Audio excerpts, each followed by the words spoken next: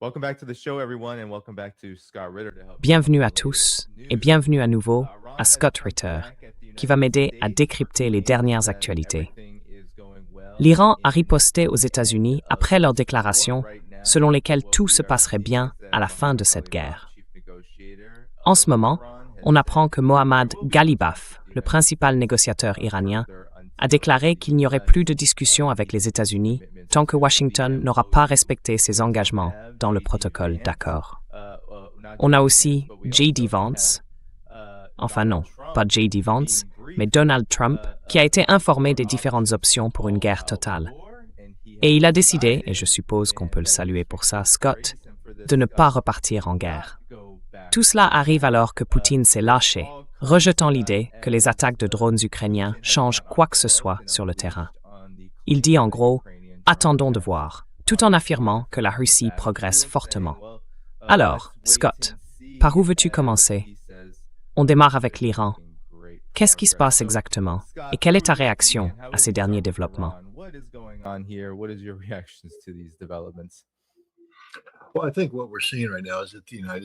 Eh bien, je pense que ce qu'on voit en ce moment, c'est que les États-Unis ne sont pas dignes de confiance.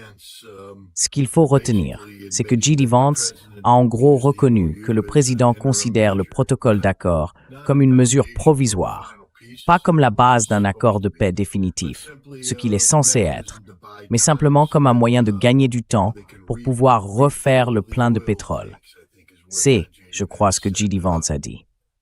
Ça veut dire que tout ça ne vaut pas le papier sur lequel c'est écrit. Rien de tout ça n'est réel. Les États-Unis ne cherchent pas la paix. Ils cherchent juste à gagner du temps. En gros, une pause stratégique. Non, c'est censé être un chemin vers la paix.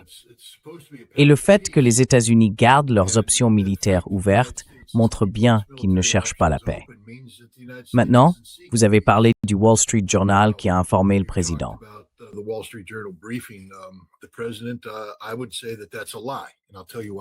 Je dirais que c'est un mensonge, et je vais vous dire pourquoi je pense que c'en est un. Parce que franchement, de quelles options militaires le président pourrait-il être informé en ce moment? Il n'y en a pas. Il n'y a pas d'option de guerre totale. C'est absurde. On l'a déjà faite, la guerre totale. On a tout lancé contre l'Iran, tout ce qu'on pouvait, et on a perdu. Il n'y a plus rien qu'on puisse leur envoyer, parce qu'on n'est pas prêt à leur envoyer quoi que ce soit. Qu'est-ce qu'on est censé faire? Envoyer des divisions blindées sur le terrain en Iran. Vous savez, il nous faut 6 mois pour mobiliser une seule brigade blindée lourde pour un déploiement en Europe. Et ça, c'est dans des conditions idéales, en temps de paix. 6 mois. Et maintenant, on voudrait mobiliser quoi? Entre 700 000 et 900 000 hommes pour aller en Iran. Et même ça, ce ne serait pas suffisant.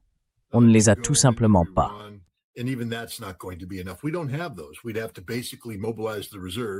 Il faudrait en gros mobiliser les réserves, ressortir tout ce qui est au placard. On parle d'un processus qui prendrait des années. Donc il n'y a pas d'option militaire. Le temps qu'on se prépare à faire la guerre contre l'Iran, le président ne serait déjà plus en fonction. Il faudrait plus de 2 ans pour mobiliser les États-Unis et se préparer à une guerre totale avec l'Iran. Alors, c'est un mensonge pur et simple. Une invention du Wall Street Journal. Et ils le savent très bien, parce qu'ils ne sont pas idiots. Ces gens savent ce qu'est la vérité. Ils ne sont qu'un porte-voix du gouvernement. Leur rôle, c'est d'aider le gouvernement à échapper à l'opinion publique. Vous voyez, le président veut que les gens croient qu'il est un homme fort, qu'il peut relancer une guerre quand il veut. Mais il n'a pas cette option.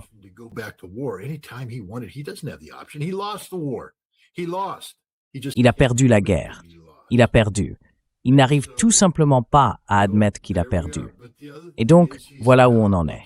Mais l'autre chose, c'est qu'il ne cherche pas la paix. On sait maintenant que c'est le cas. Alors, à quoi sert le protocole d'accord? À rien. Si les Iraniens avaient un peu de bon sens, ils commenceraient à bombarder tout de suite. Parce que s'il n'y a pas de protocole d'accord, il n'y a pas de cessez-le-feu. Et s'il n'y a pas de cessez-le-feu, pourquoi laisser les États-Unis continuer à renforcer leur position? J.D. Vance a dit qu'il voulait remplir les réservoirs de pétrole, les vider, fermer le détroit d'Ormuz, fermer le détroit de Bab el-Mandeb et faire hurler les États-Unis et l'Europe jusqu'à ce que Donald Trump reconnaisse qu'il faut trouver une voie.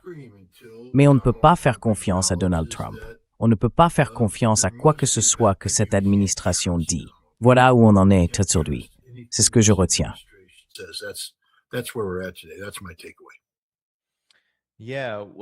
Oui. Alors la question, c'est pourquoi l'Iran reste encore aussi engagé là-dedans. Voici ce que J.D. Vance a réellement dit dans l'émission de Michel Malkin. Je pense que ce que le président nous a demandé de faire, c'est d'utiliser ce protocole d'accord pour en quelque sorte relancer l'économie mondiale du pétrole, reconstituer certaines réserves et ensuite voir où on en est.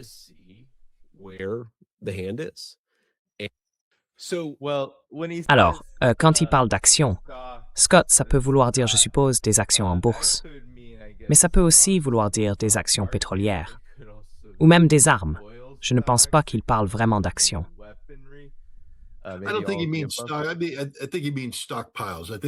Je pense qu'il parle de stock, qui veut dire, tu vois, remplir les réservoirs. Mais ça pourrait vouloir dire n'importe quoi, en fait. Le problème, c'est que ça ne veut rien dire du tout. Parce que, encore une fois, si j'étais iranien et que j'entendais ça, je dirais, tu ne rempliras plus jamais rien de ta vie. Parce qu'aujourd'hui, tu viens de me dire que le protocole d'accord n'est plus en vigueur. Donc je reprends les opérations militaires, puisque la guerre continue. Coulez tous les navires possibles, arrêtez toutes les installations pétrolières que vous pouvez atteindre et faites hurler le monde de douleur. C'est la seule chose que Donald Trump comprendra. Mais ils ne le font pas, parce que l'Iran est un pays pragmatique.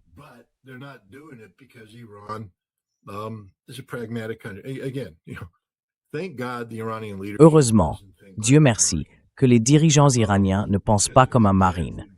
Parce que s'ils le faisaient, on serait en guerre permanente. Heureusement qu'il y a des gens, quelque part, qui ont l'esprit plus pragmatique. Vous savez, de temps en temps, quand je ne suis pas en colère, là, vous tombez sur moi un jour où je suis fatigué et un peu énervé. Alors forcément, j'ai tendance à penser comme ça, à me dire que j'ai envie d'aller me battre. Mais en réalité, la bonne façon de réfléchir, c'est tout autre. Et ça rejoint, par exemple, la manière de penser de Vladimir Poutine. Tout le monde lui dit « Pourquoi tu ne bombardes pas l'Europe? Pourquoi tu ne frappes pas le chien ?» Quelqu'un a déjà dit ça un jour, je crois que c'était moi. Pourquoi? Parce qu'il est plus malin que moi.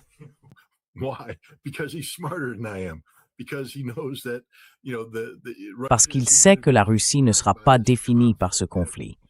La Russie doit se tourner vers l'avenir, et il veut que les gens investissent en Russie. Et pour investir en Russie, il faut de la stabilité. Et la stabilité, c'est pas seulement la stabilité intérieure du pays, c'est aussi la situation mondiale dans son ensemble.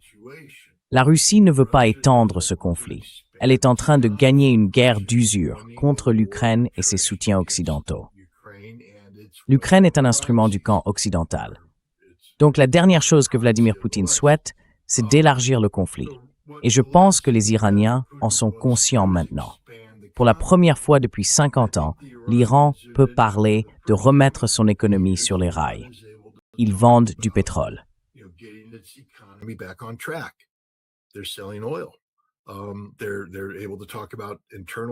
Ils peuvent parler d'investissements internes et domestiques, mais aussi de relations économiques extérieures. Et du point de vue iranien, laisser Donald Trump jouer à des petits jeux de mots idiots ne leur coûte pas un centime. S'ils sont attaqués, ils répondront. Mais regardez comme l'Iran, en réalité, ne met pas ses menaces à exécution. Vous savez, ces déclarations du genre « on va déclencher la guerre, on a 1000 missiles prêts à partir ». Eh bien, ils n'ont pas lancé 1000 missiles, et la guerre a déjà été relancée 3 fois. L'Iran ne veut pas redémarrer la guerre, parce que l'Iran sait très bien qu'en ce moment, les États-Unis ne peuvent pas transformer leur rhétorique en action.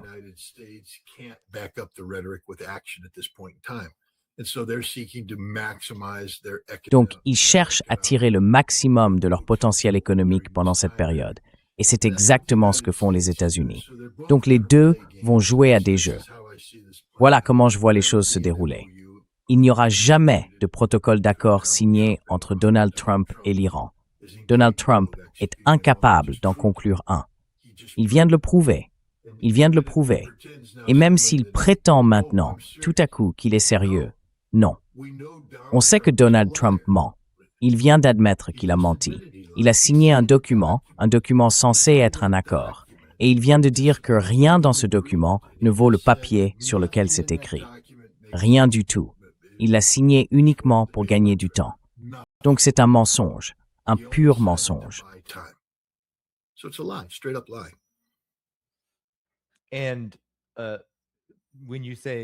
Et quand vous parlez de jouer un jeu, je vois bien ce jeu se mettre en place, parce que l'Iran agit avec beaucoup d'assurance.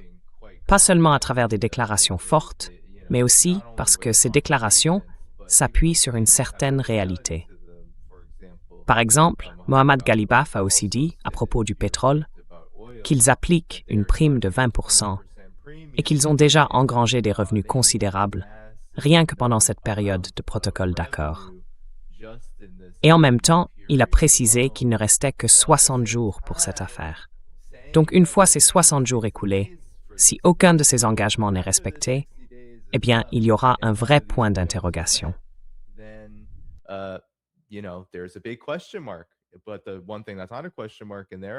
Mais la seule chose qui, à leurs yeux, ne fait pas débat, ou du moins d'après ce qu'ils disent, c'est qu'ils vont, tu vois, faire respecter leur contrôle sur le détroit d'Ormuz. Mais peut-être que ce contrôle va devenir un peu plus strict, étant donné que les États-Unis, comme tu l'as dit, Scott, ne respectent aucun de ces engagements. Et pourtant, il y a bien des engagements. Tu l'as déjà rappelé dans d'autres émissions. Le protocole d'accord, c'est pas juste pour faire semblant ou pour marquer une pause. Il y a des obligations à remplir pour qu'on puisse passer à une deuxième phase. Alors, quelle est ta réaction à ça?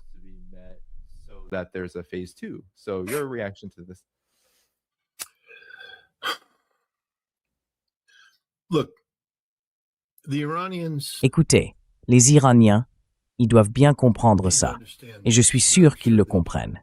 Oui, le protocole d'accord parle de 60 jours, et l'Iran va chercher à tirer le maximum de ces 60 jours. Mais les États-Unis ne peuvent pas gagner une guerre. Les États-Unis ne peuvent pas effacer ce que l'Iran aura accompli en 60 jours, et l'Iran peut le défaire en moins de 60 jours. De la même façon, en resserrant le détroit d'Ormuz, l'Iran peut annuler tous les avantages économiques que les États-Unis et le reste du monde ont accumulés en reconstituant leurs réserves de pétrole. Aucune des deux parties ne veut revenir à une guerre totale. Les États-Unis ne peuvent pas la gagner, et l'Iran ne peut pas se permettre de la soutenir.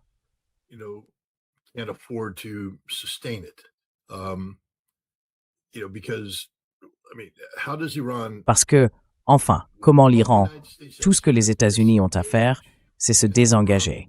Et l'Iran se retrouvera isolé aussi. Est-ce que l'Iran est prêt à détruire l'État d'Israël? Jusqu'à présent, la réponse est non. Alors, quel est le but de faire la guerre et de la poursuivre? Aucun. Et les États-Unis ne peuvent pas admettre qu'ils ont perdu, donc ils ne peuvent pas négocier la paix de bonne foi. Je pense que ce qu'on va voir, c'est que, au moment où les 60 jours arriveront, il y aura une prolongation, puis encore une autre, jusqu'à ce qu'on ait passé les élections de mi-mandat. Et au fond, ça n'aura pas d'importance, parce que Donald Trump aura soit gagné, et donc sera libéré du, vous savez, du coup politique que cela entraînerait en disant la vérité.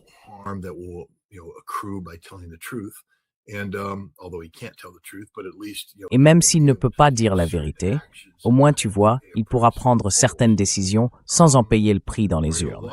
Sinon, il perdra et il sera destitué. Et la dernière chose qui l'inquiétera, ce sera ce qui se passe en Iran. Tu vois, les Iraniens, je ne les vois pas, franchement, repartir dans une guerre totale. Je ne pense pas qu'ils en aient envie. Et je ne vois pas non plus les États-Unis s'engager sur cette voie, parce qu'on ne peut pas la gagner. Voilà où on en est. Je pense qu'on va rester dans cet état permanent, tu sais, à se livrer à des jeux d'influence, pendant que l'Iran maximise ses avantages économiques, et que les États-Unis cherchent, comme l'a dit J.D. Vance, à reconstituer les réserves mondiales de pétrole.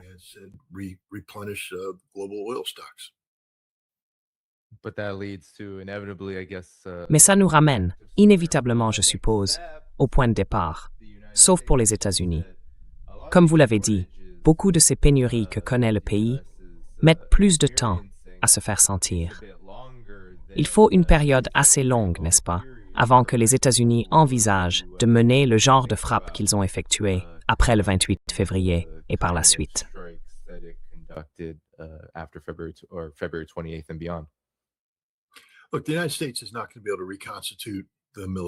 Écoutez, les États-Unis ne vont pas pouvoir reconstituer, avant un bon moment, la force militaire qu'ils avaient déployée le 28 février. Et c'est une autre raison pour laquelle tout ça n'avance pas. Vous savez, ce ne serait pas la première fois qu'une guerre chaude dégénère ou se transforme en guerre tiède avant de devenir une guerre froide. C'est exactement ce que je vois se produire ici. Je ne vois pas une paix durable s'installer. Ce que je vois, c'est la réalité, la réelle politique, qui reprend le dessus. Et vous allez voir les nations, prendre des décisions sur leur avenir. Je ne pense pas que les États arabes du Golfe vont continuer à se dire « on est en sécurité sous le parapluie américain ». Ils vont chercher d'autres formes d'accords de sécurité.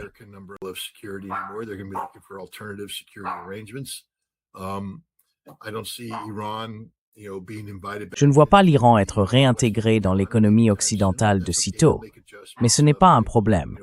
Ils vont s'adapter en se réorientant vers l'Est.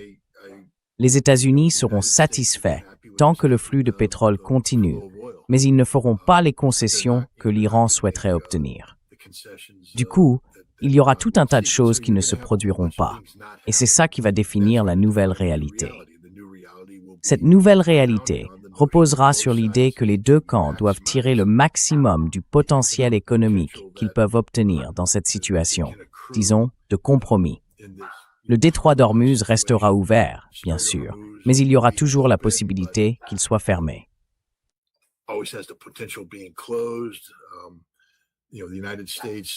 Vous savez, les États-Unis ont des forces militaires prêtes à frapper de temps en temps. Parfois, ils frappent et ça provoque qu'un pétrolier soit touché, puis il s'arrête. Je pense que c'est devenu un état permanent, tant qu'il n'y aura pas de changement politique aux États-Unis. Et bien sûr, on espère que ça arrivera quelque part en novembre, avec un nouveau Congrès qui prendra ses fonctions le 1er janvier et la fin de Donald Trump comme force politique ici, aux États-Unis. Mais franchement, je ne vois pas les États-Unis capables de paix. Et bien sûr, nous sommes alignés avec Israël qui est totalement incapable de paix aussi. Donc non, je ne vois pas la paix arriver. Je vois juste un état permanent de guerre tiède.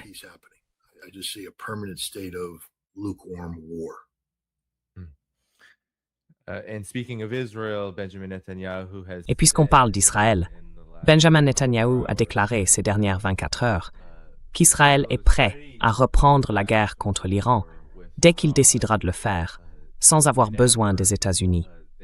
C'est ce que Netanyahou affirme.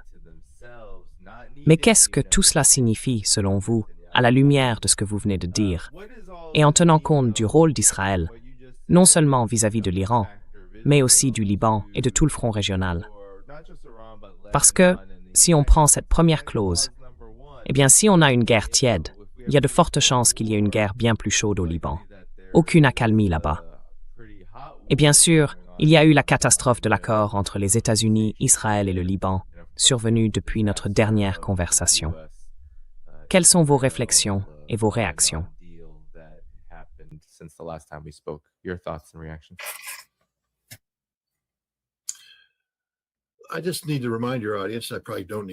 Je dois juste rappeler à votre public, même si, franchement, je n'ai sans doute pas besoin de le faire, que le Liban a déjà battu Israël plusieurs fois par le passé. Israël n'a jamais réussi à vaincre le Liban. Il n'a pas montré qu'il en était capable.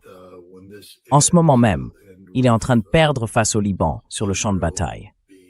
Et quand tout ça se terminera, ce sera avec Israël expulsé du Liban. C'est comme ça que ça finira. Il n'y a pas d'autre issue. La seule question, c'est comment on y arrive et combien de temps ça prendra. Mais les jeux stupides auxquels Israël se livre en ce moment, avec le soutien de l'Amérique, où ils ont acheté une présidence libanaise qui ensuite déclare avoir normalisé les relations avec Israël, au point que le Liban donne désormais son feu vert à la poursuite de l'occupation israélienne du Liban. Eh bien, c'est tout simplement inacceptable.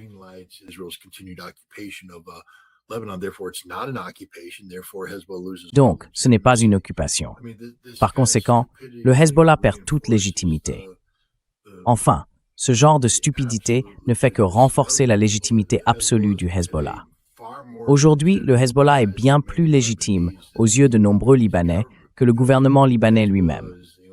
Parce que le Hezbollah est la seule organisation prête à se battre et à mourir pour protéger l'intégrité territoriale et la souveraineté du Liban. Et l'armée libanaise, où est-elle? Elle joue à des jeux stupides. Alors non, le Hezbollah ne va pas abandonner et l'Iran n'arrêtera jamais de le soutenir. C'est tout simplement la réalité.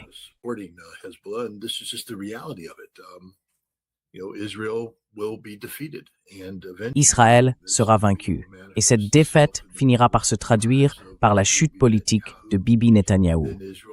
Ensuite, Israël devra entrer dans une phase post-Netanyahou où tout sera possible. Rappelez-vous, en septembre 2023, avant le 7 octobre, le président d'Israël avertissait tout le monde qu'Israël était au bord d'une guerre civile. Pas de la désobéissance civile, pas des troubles, une véritable guerre civile. Cela voulait dire des Juifs tuant des Juifs à l'intérieur d'Israël. C'est là qu'ils en étaient, et c'est là qu'ils en sont encore.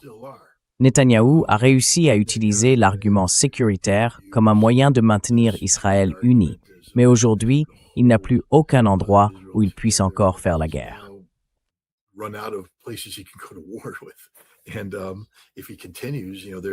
Et s'il continue, il y aura des conséquences économiques, des conséquences sur la sécurité nationale et des conséquences politiques. Netanyahou, un jour très bientôt, ne sera plus Premier ministre. Que ce soit parce qu'il meurt de cause naturelle, qu'il est tué par une frappe iranienne, qu'il est évincé et arrêté, ou qu'il est écarté et autorisé à prendre une retraite paisible. Il n'y aura plus de Premier ministre nommé Bibi Netanyahou. Et quand ce moment viendra, vous savez, je ne crois pas qu'Israël soit aujourd'hui capable de le remplacer facilement. Il a été au centre d'un véritable culte de la personnalité pendant si longtemps que, d'une certaine manière, Israël s'est défini à travers lui. Et quand on le retire, un vide se crée puis se détruit. Ce vide pourrait bien faire imploser Israël sur le plan politique. Et c'est ça, l'avenir d'Israël.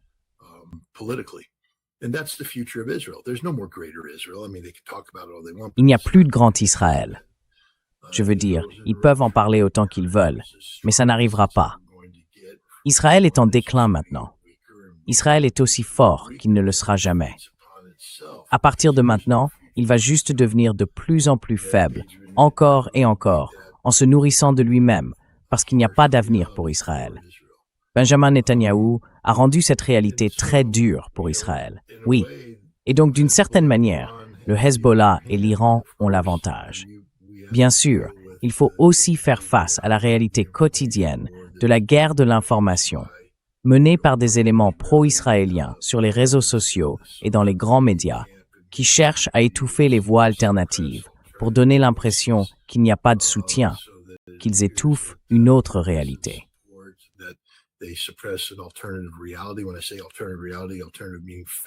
Quand je parle de réalité alternative, je veux dire une réalité fondée sur les faits, par opposition à celle fantasmée que diffusent Israël et ses alliés pro-occidentaux dans les grands médias occidentaux.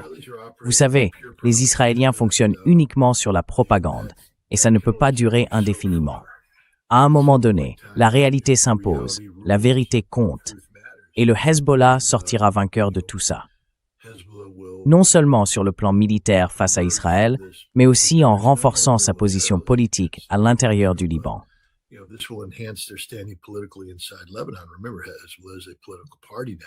Souvenez-vous, ce n'est plus seulement un parti politique. Ils ont maintenant des gens au gouvernement, et ils en sont une partie très importante. Et comme ce sont les seuls à préserver la cohésion structurelle du Liban, ils vont avoir, à l'avenir, bien plus de crédibilité que le président Aoun ou que ses complices chrétiens et sunnites. Et c'est bien ce qu'ils ont fait. Ils ont conspiré contre le Liban en soutenant cet accord qui, en réalité, n'en est pas un.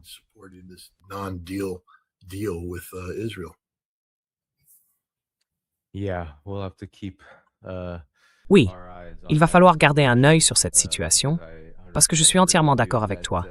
Cet accord ne règle absolument rien. Il ne fait sans doute qu'accélérer ce qui est inévitable, à savoir qu'il y aura une résistance continue. Et cette résistance ne tournera pas en faveur d'Israël face au Hezbollah.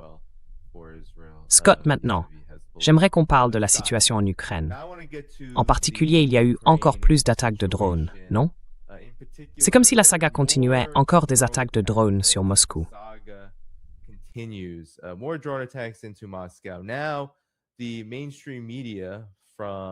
Alors, les médias traditionnels, d'Al Jazeera, jusqu'à des journaux comme The Independent, affirment tous que Vladimir Poutine a reconnu que la Russie rencontrait des difficultés dans la guerre en Ukraine, à cause notamment des attaques de drones, et en particulier des pénuries de carburant. Mais ce que je voudrais faire, c'est vous faire entendre les propos de l'homme lui-même, pour avoir votre réaction à ce que je considère comme une réponse très forte, vraiment très forte, à ces affirmations. Le voici s'adressant aux médias après un briefing sur la situation militaire.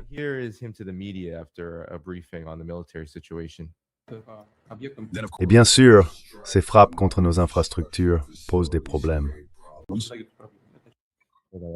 Et c'est Sipnarinyu, c'est évident. Nous observons actuellement un certain déficit, mais il n'est pas critique, comme je vais l'expliquer maintenant. Il y a ici plusieurs tâches que nous devons résoudre. Mes collègues et moi venons justement d'en discuter. La première tâche, c'est d'augmenter rapidement et de manière significative la production des systèmes de défense aérienne les plus demandés et de les améliorer en permanence, en fonction des besoins des opérations de combat et de la protection des sites concernés. Il faut aussi tenir compte de ce que l'ennemi utilise et de ce qui lui est transféré depuis l'Europe, comme de nouveaux drones dotés de technologies récentes. En réalité, nous disposons déjà de tous ces moyens de protection. La question, c'est la rapidité avec laquelle nous pouvons augmenter leur production et les livrer aux troupes ou les déployer pour protéger les infrastructures critiques. Il est clair ce qu'il faut faire pour assurer un approvisionnement normal et éliminer ce déficit temporaire. Il faut qu'on termine les réparations plus vite. Nous devons déterminer le volume nécessaire des importations et, comme je l'ai déjà dit, assurer de manière fiable la couverture de ces installations. Il faut aussi coordonner le travail de tous les niveaux et de toutes les structures impliquées dans la défense contre les attaques de drones et de missiles visant nos infrastructures et surtout nos concitoyens. La tâche principale, ici, c'est la protection des personnes, de la population civile, et la réduction au minimum des dommages causés à l'économie, au secteur de production et à l'industrie. Comme je l'ai déjà mentionné, il y a bien des dégâts, mais toutes les installations touchées sont réparées assez rapidement, et les problèmes qui apparaissent ne sont pas critiques. Tout ce qui nous appartient fonctionne de manière stable, avec une large marge de sécurité. Quant aux livraisons de ressources énergétiques,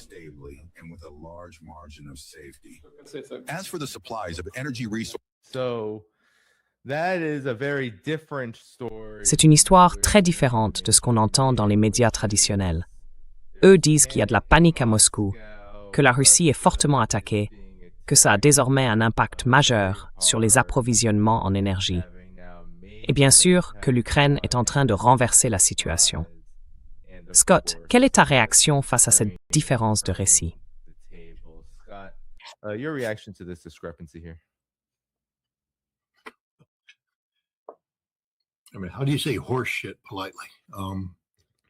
Je veux dire, comment dire connerie poliment? Non, parce que c'est exactement ce que raconte cette propagande des médias occidentaux.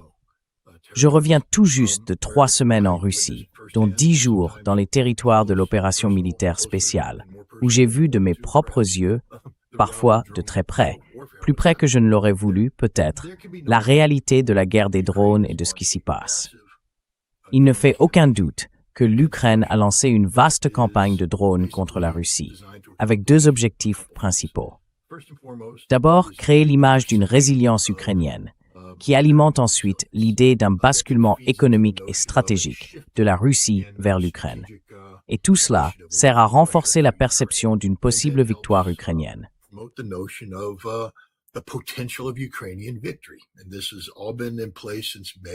Tout ça est en place depuis le mois de mai, conçu pour atteindre son apogée juste avant le sommet de l'OTAN.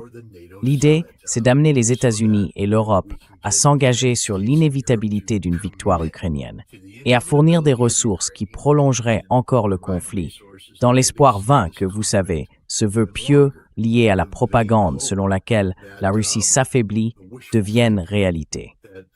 Les perceptions finissent par créer leur propre réalité dans l'esprit de ceux qui les croient. Mais ça ne veut pas dire que ça se traduit de la même façon sur le terrain. Je ne peux pas parler des détails de la situation énergétique de la Russie. Le président russe s'est exprimé sur ces questions et je n'ai aucune raison de douter de ce qu'il a dit.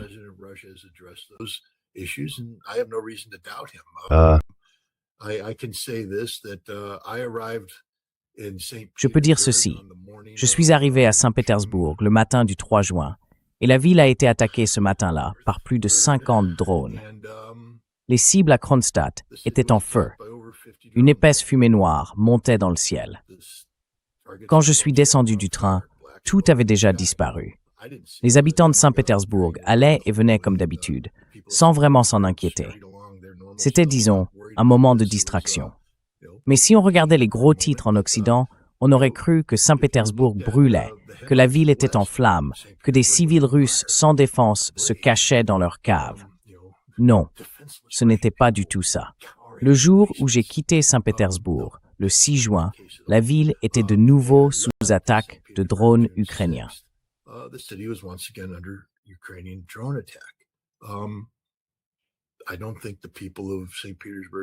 Je ne pense pas que les habitants de Saint-Pétersbourg aient même remarqué. C'est dire à quel point ça comptait. Ensuite, on arrive à Moscou, et là encore, la ville est sous attaque de drones. Je me rends vers la zone de l'opération militaire spéciale. Je dois vous dire, nous sommes arrivés à Lugansk dans la soirée du 8 juin. On est allé dîner au restaurant, et tout le repas a été interrompu par des sirènes d'alerte aérienne, avec des explosions en plus.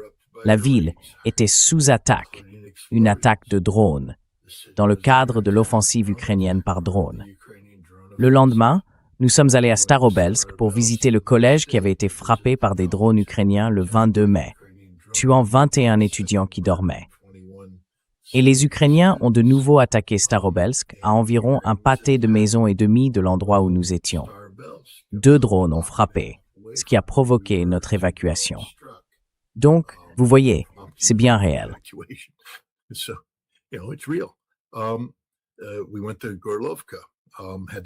On est allé à Gorlovka.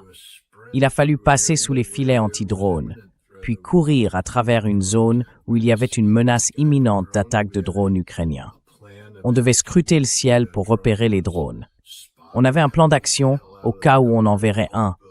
Comment sortir de la voiture aussi vite que possible et espérer s'éloigner assez pour ne pas être touché par les éclats. C'est bien réel. Il y avait des voitures brûlées, des camions brûlés, des stations-service calcinées, des véhicules complètement détruits. Voilà la réalité. Même chose quand on est arrivé à Melitopol. J'étais censé aller visiter la centrale nucléaire de Zaporizhia. Impossible. La route entre Melitopol et la centrale était constamment sous attaque de drones. On a jugé que c'était beaucoup trop dangereux, même si j'ai dit « peu importe, je veux y aller ».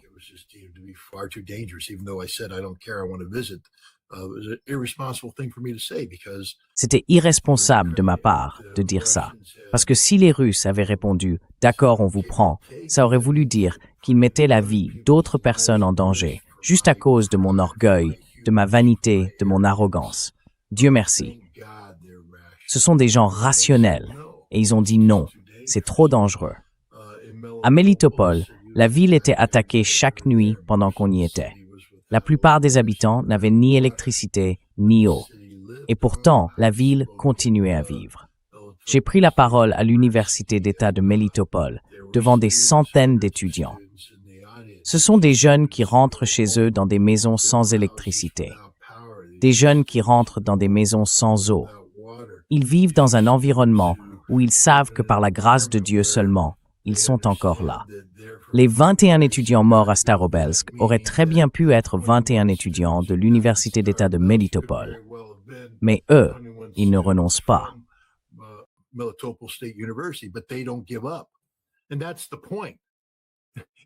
Et c'est bien ça, le point. Dans tout ça, tout ce que font les Ukrainiens, les Russes s'en moquent un peu. Est-ce que c'est gênant pour eux? Oui, bien sûr, c'est gênant. Est-ce que ça leur fait peur?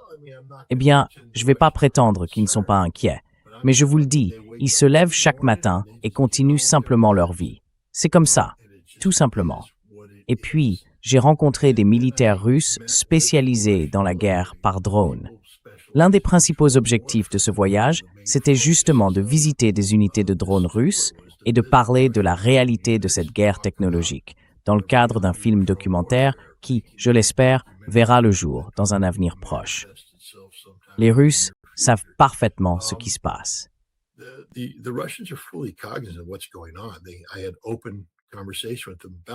J'ai eu une discussion franche avec eux sur la guerre des drones. Vous savez, ils reconnaissent les difficultés auxquelles ils font face. Les Ukrainiens sont très bons, très compétents, et ils reçoivent énormément de technologies avancées de la part de l'Occident. Et les drones, c'est avant tout une question de technologie. Si vous pouvez en déployer en quantité suffisante, avec un haut niveau technologique, vous prenez l'avantage. Les Ukrainiens, eux, inondent littéralement le terrain de drones. Les Russes compensent avec du courage, de la détermination et du savoir-faire, et ils ont réussi à rééquilibrer la situation. Mais c'est une situation très difficile, très incertaine. Vous savez, les drones qui ont frappé Starobelsk ont été guidés par des antennes Starlink fournies par Elon Musk. Alors oui, Elon Musk, tu es un assassin, un salaud, et tu mérites de brûler en enfer pour ce que tu as fait.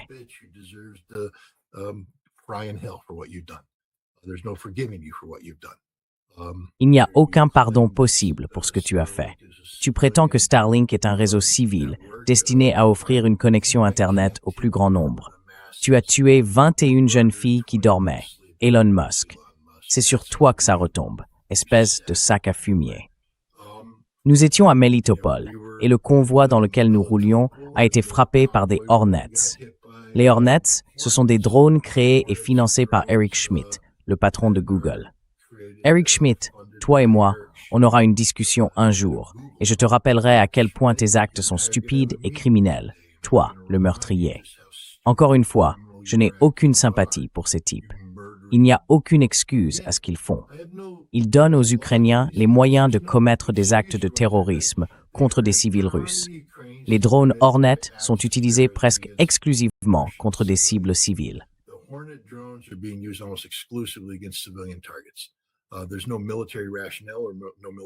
Il n'y a aucune logique militaire, aucune justification militaire à ce qui se passe.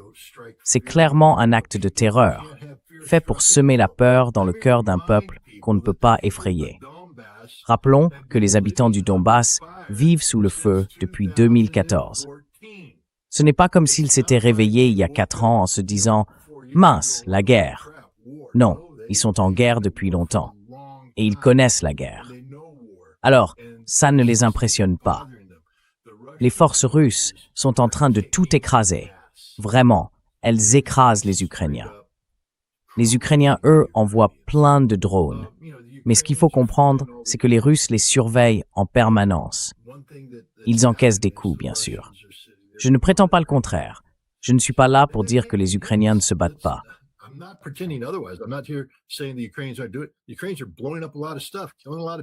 Les Ukrainiens font exploser beaucoup de choses. Ils tuent beaucoup de gens, surtout des civils. Sur la ligne de front, c'est très dur, vraiment très dur. Vous savez, les gens en Occident, je lis parfois les bêtises qu'on écrit dans les discussions. Pas les vôtres. Je ne m'en prends pas à eux aujourd'hui, parce que je ne les ai pas encore lus. Peut-être que je le ferai, parce que je suis de très mauvaise humeur. Et franchement, rien ne me ferait plus plaisir que de me disputer avec quelqu'un à cause d'un commentaire idiot. Mais bon, il faut que je me calme. Le fait est qu'il y a des gens qui disent « Oh, les Russes n'avancent que d'1 kilomètre, ils vont très lentement. » Vous savez, quand la guerre a commencé, la zone grise qui séparait les armées était définie par la portée maximale des armes disponibles.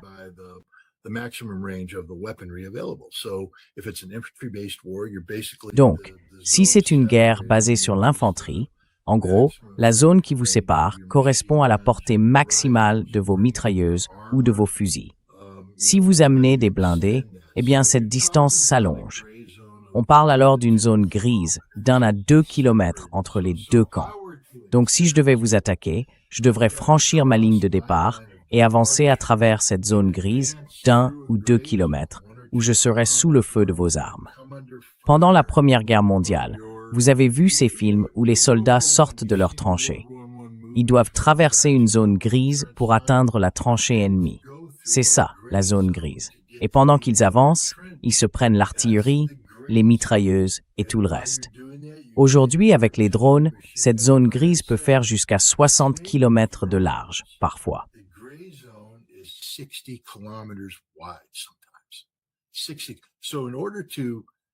Alors, pour avancer, il faut traverser 60 km d'enfer, des frappes de drones, des tirs d'artillerie, et cette artillerie guidée par des drones qui observent tout. Donc quand on dit que les Russes avancent d'1 ou 2 kilomètres par jour, en réalité, ils avancent 60 km par jour, parce qu'ils doivent franchir la zone grise, se battre dans cette zone, se rapprocher des positions ukrainiennes, puis continuer leur progression. Les gens n'ont aucune idée de la réalité de cette guerre, de la difficulté que c'est. C'est extraordinairement dur. Mais il faut aussi voir à quel point les Russes sont efficaces. Et je ne parle pas seulement de leurs compétences militaires. À mesure qu'ils avancent, ils tombent sur village après village, des endroits qui étaient habités par des civils, des russophones qui se considéraient comme russes et qui ne veulent pas partir.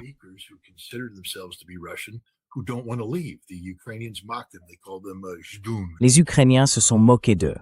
Ils les appelaient les Zhdun, les attendeurs. Et la plupart du temps, ce sont des personnes âgées ou des enfants cachés dans des caves. Les Ukrainiens se moquent d'eux, rien d'eux. Et quand ils sortent chercher de l'eau, les Ukrainiens les tuent. Ils les laissent mourir de faim là-bas. Les soldats russes arrivent et sauvent ces gens. Ils entrent, constatent qu'on ne peut pas les évacuer tout de suite, même. Alors ils sécurisent la zone. Ensuite, ils apportent de la nourriture, de l'eau, des médicaments pour s'occuper d'eux.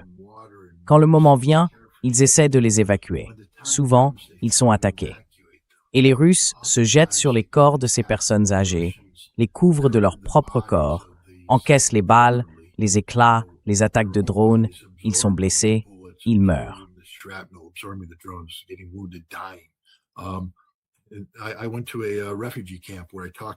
Je suis allé dans un camp de réfugiés où j'ai parlé, vous savez, avec une salle pleine de personnes âgées. Des gens qui, normalement, devraient être à la retraite, à s'occuper de leur jardin. Mais à la place, ils ont tout perdu.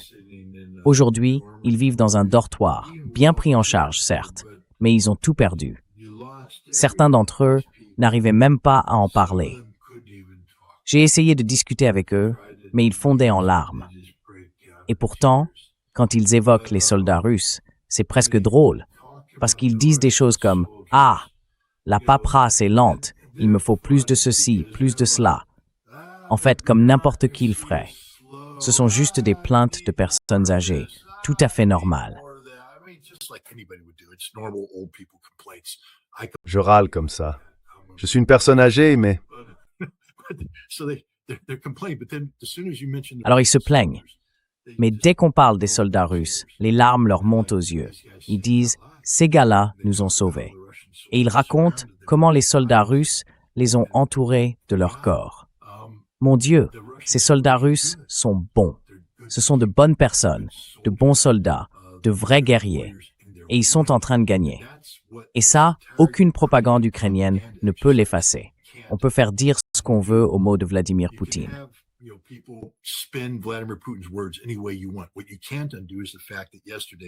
Ce qu'on ne peut pas effacer, c'est le fait qu'hier, la Russie a libéré plusieurs villages et plusieurs villes.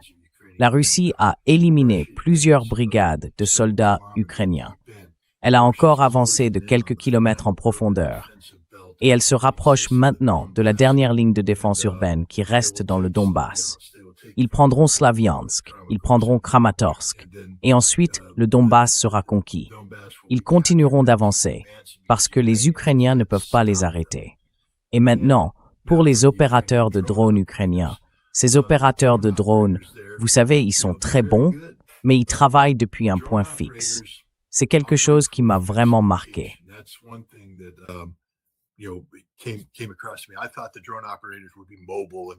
Je pensais que les opérateurs de drones seraient mobiles, qu'ils se déplaceraient sur le terrain. En réalité, les opérateurs de drones choisissent un point fixe. Ils s'y installent, ils y restent, et ils déportent leurs antennes avec des câbles, des fils, tout un système. Mais pendant ce temps, ils font voler leurs drones. Ils doivent faire très attention, parce que l'ennemi les cherche. Les Ukrainiens traquent les Russes, et les Russes traquent les Ukrainiens. Les Russes ont d'ailleurs une unité spéciale, appelée Rubicon, qui est experte dans ce genre d'opération. Donc, quand les Ukrainiens lancent une grande attaque de drones, il faut comprendre qu'il y a quelque part un opérateur qui les pilote. Et cet opérateur va rester à son poste pendant 10 à 14 jours avant d'être relevé.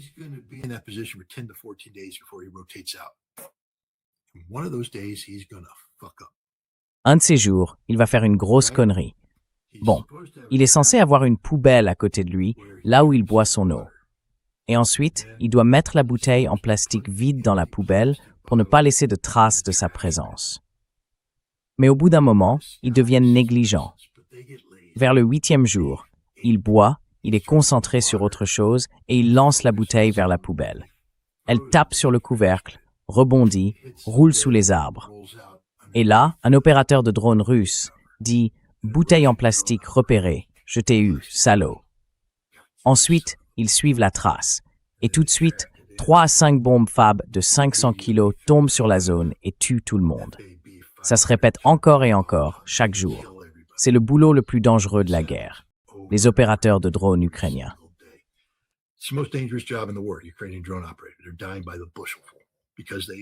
Ils meurent sur le terrain parce qu'ils sont là-bas à tout couvrir. Mais ils le font dans un espace où les Russes surveillent absolument tout ce qu'ils font. Et les Russes ont un seul objectif, les éliminer. Bien sûr, les Russes font aussi des erreurs, et les Ukrainiens en profitent pour les abattre. C'est une guerre difficile, acharnée, mais les Russes sont en train de la gagner, et de la gagner clairement. Je suis allé dans des centres de développement de drones pour voir ce que font les Russes en matière de technologie, celle dont Vladimir Poutine a parlé pour abattre les drones ukrainiens. Ils ont cette technologie. Maintenant, il leur reste à la produire à grande échelle, et c'est exactement ce sur quoi les Russes travaillent.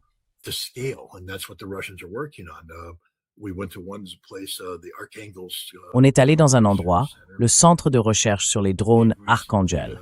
Ils ont récemment signé un accord avec Kalachnikov à Ijevsk pour reprendre leur conception, la produire en série et la mettre entre les mains des soldats. Et il y a d'autres centres d'innovation. Rogozin, Dmitri Rogozin, l'ancien patron de Roscosmos, dirige une unité de combat appelée Bars Sarmat. Bars, c'est l'abréviation russe pour force de réserve. Sarmat, c'est le nom qu'il a choisi parce qu'il a participé au développement du missile balistique intercontinental lourd Sarmat. Et il a simplement emporté ce nom avec lui. En gros, pour dire qu'il va te botter les fesses. Et il le fait. Et il y a d'autres centres de recherche aussi. Les Russes sont vraiment à fond là-dessus.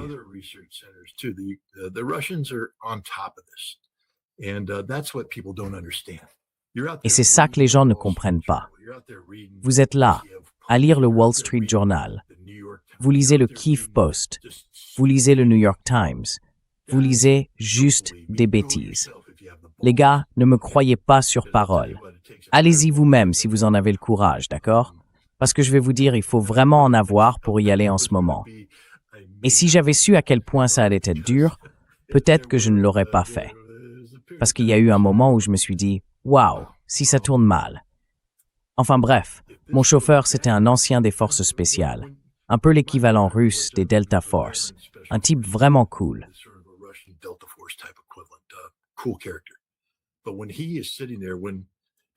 Mais quand il est assis là, parce qu'en gros, si un drone te fonce dessus de face, t'es mort. Y a rien à faire, tu vas mourir. Alors ne perds même pas ton temps à regarder droit devant toi, parce que si tu vois le drone arriver, fais juste un signe de la main. Peut-être qu'ils te filmeront, et ta mère pourra voir ton visage. Mets un petit sourire, parce que les Ukrainiens adorent enregistrer les visages et les diffuser. Donc, plutôt que d'avoir l'air terrifié, souris, fais-leur un doigt, fais quelque chose. Mais tu vas mourir, c'est comme ça. Par contre, si tu regardes bien à gauche et à droite, tu peux repérer le drone qui approche, et là, tu auras peut-être le temps de t'en sortir, de sauter de la voiture.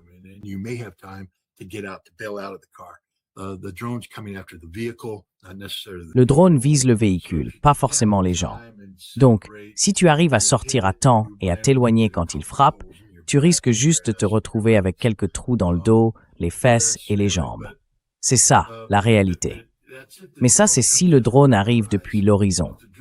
S'il arrive depuis la lisière des arbres, au moment où tu le vois à travers les branches, c'est déjà trop tard. Il est juste là, sur toi, et t'as 2 secondes avant de mourir. On roulait dans certaines zones de Zaporizhia, là où c'est plutôt plat, mais avec des lignes d'arbres.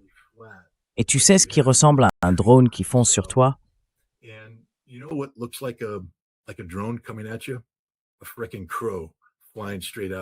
Un fichu corbeau qui sortait tout droit de la lisière des arbres.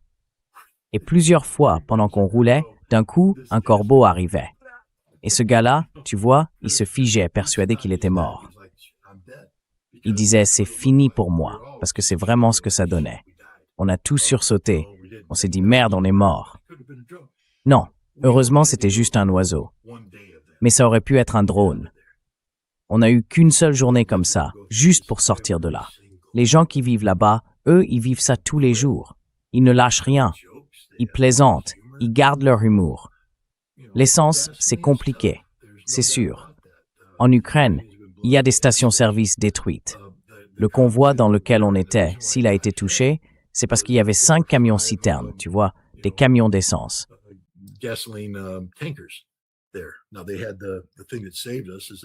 Ce qui nous a sauvés, c'est qu'ils avaient les camions armés. Et ces camions ont réussi à abattre le drone. Mais tu vois, les Ukrainiens visaient ça. Le truc avec ces drones qu'Eric Schmidt leur a fournis, les drones Hornet, c'est qu'ils ont de l'intelligence artificielle intégrée. Donc ils arrivent, ils sont guidés jusqu'à la zone, puis ils se mettent en mode recherche. En gros, c'est comme une foutue roulette russe. Tu roules sur une autoroute de la mort, et quand le drone change de trajectoire, si tu te trouves dessous à ce moment-là, c'est fini pour toi. T'es mort.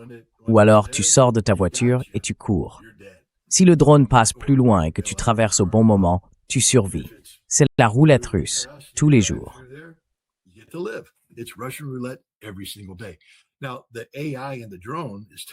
Alors, l'intelligence artificielle du drone lui indique ce qu'il doit chercher. Par exemple, elle lui dit de donner la priorité aux véhicules militaires, aux camions-citernes, à ce genre de cible. Mais les drones, surtout ceux comme le Hornet, fonctionnent sur batterie. Et c'est là que tout se joue. Quand la batterie descend à environ 20%, l'IA passe automatiquement en mode tuer.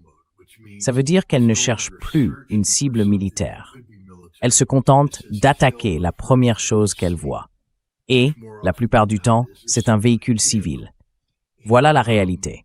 C'est pour ça qu'on voit des voitures touchées et tout le reste. Donc, oui, ces drones sont littéralement des outils terroristes. Ce qui veut dire qu'Eric Schmidt est un terroriste.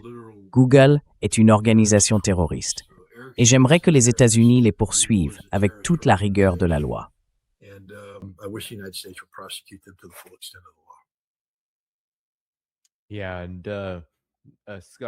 Oui. Et Scott, si tu veux bien, tu as parlé de la situation sur le champ de bataille, et je voulais juste montrer ceci. Ça vient de l'Institut pour l'étude de la guerre. Évidemment, le projet favori de Victoria Nuland, qui diffuse sans arrêt les mêmes récits que tu viens de décrire. Mais ici, on voit des avancées importantes en direction de Slaviansk et de Kramatorsk, comme tu l'as mentionné. Et bien sûr, la personne qui a publié ça affirme que l'Ukraine est en train de gagner, que la Russie s'effondre, que Poutine panique, et que dans la réalité, la Russie est à 10 kilomètres de percer la ceinture fortifiée. Qu'est-ce que ça veut dire? Et à quel point c'est important?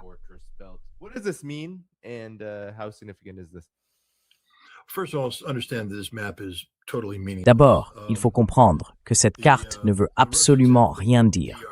Les Russes ont ce qu'ils appellent des DRG. Les Ukrainiens en ont aussi. Ce sont des groupes de reconnaissance en profondeur. En gros, ce sont des forces spéciales, des unités de reconnaissance qui cherchent les failles dans les défenses ukrainiennes. Ils avancent, repèrent les points forts ukrainiens, puis ils font venir des drones. Ce qu'on ne voit pas ici, c'est que à Kramatorsk, les Russes utilisent des drones FPV à fibre optique. La zone grise a déjà pénétré dans Kramatorsk. Pour l'instant, ça donne l'impression que l'Ukraine contrôle encore la ville. Mais l'Ukraine ne contrôle rien du tout. Kramatorsk, c'est une zone morte. Et Sloviansk, les Russes y ont déjà progressé. Il y a des DRG qui sont maintenant à l'intérieur même des limites de la ville.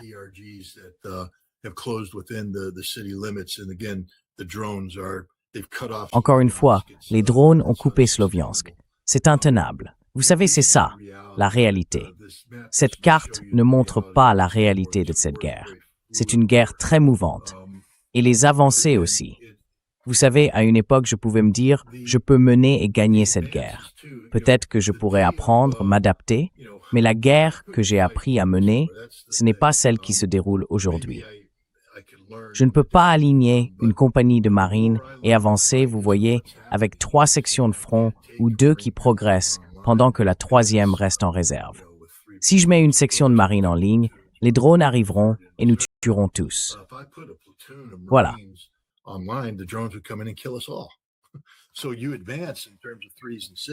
Donc, on avance par groupe de 3 ou de 6. Je veux dire, on parle de petites unités d'hommes à qui on confie des objectifs très limités. Prendre cette colline, prendre ce point fortifié. Et il y a un plan de soutien par drone qui accompagne l'opération pour fournir un appui-feu. La guerre devient alors une succession de points forts à conquérir, un par un. Soit on le prend, soit on le prend pas. Et si on se rate, les drones ukrainiens arrivent, et là, la journée se passe mal. C'est ça, la réalité de la guerre. C'est quelque chose de très mouvant. Toutes ces lignes qu'on voit sur les cartes, en fait, ce ne sont pas des lignes. Elles n'ont pas vraiment de sens. En réalité, c'est un brouillard d'activité. Mais presque tout ce qui se passe dépend des mouvements russes, tandis que les Ukrainiens restent sur des positions fixes.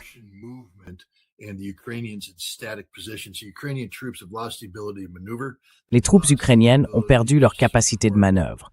Elles ne peuvent plus soutenir les autres unités. À chaque contre-attaque, on entend encore dire « les Ukrainiens ont avancé, ils ont repris telle ou telle portion de territoire ». En réalité, ils s'enfoncent dans la zone grise, dans ce qu'on appelle le no man's land. Et ils ne le reprennent pas vraiment. Ils avancent simplement dans une zone de tir et ils y meurent tous. Personne n'en parle jamais. Aujourd'hui, on dit les Ukrainiens ont contre-attaqué. Ils ont repris le village X, le village X, et récupéré tant de mètres carrés de terrain. Et puis, le lendemain, on se demande qu'est-ce qui s'est passé? Eh bien, ils sont tous morts. Pourquoi?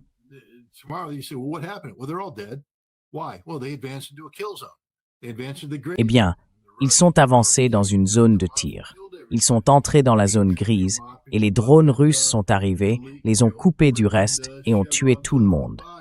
Les troupes russes sont en train de les achever et tu sais, ils arrachent les insignes des corps comme des trophées. Cette carte ne veut rien dire. Mais la seule chose qu'on peut en tirer, c'est l'avancée inexorable des forces russes. Les Ukrainiens ne peuvent pas les arrêter. Ils ne vont pas les arrêter. Cette guerre est terminée. Quand est-ce qu'elle sera finie, Scott? Tu disais qu'elle serait finie dans 3 semaines. Va te faire voir. Oui, je le dis franchement. Quand j'ai dit ça, avec d'autres, comme le directeur de la CIA et le chef d'état-major interarmé, on pensait que la Russie allait faire la guerre. Mais la Russie n'a pas fait la guerre. La Russie a mené une opération militaire spéciale.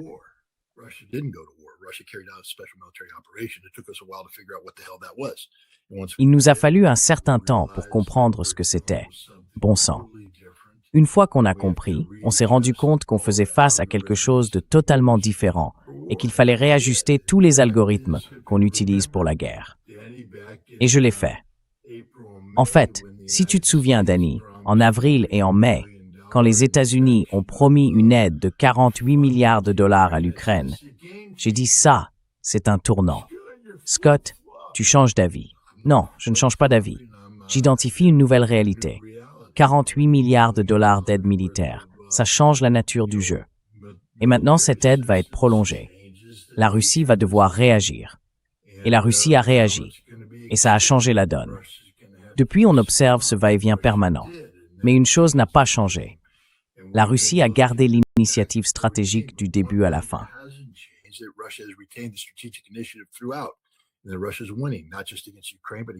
Et que la Russie est en train de gagner, non seulement contre l'Ukraine, mais contre l'Occident collectif. En 1993, George Soros a écrit un article où il disait qu'il était inévitable que l'OTAN entre en guerre avec la Russie.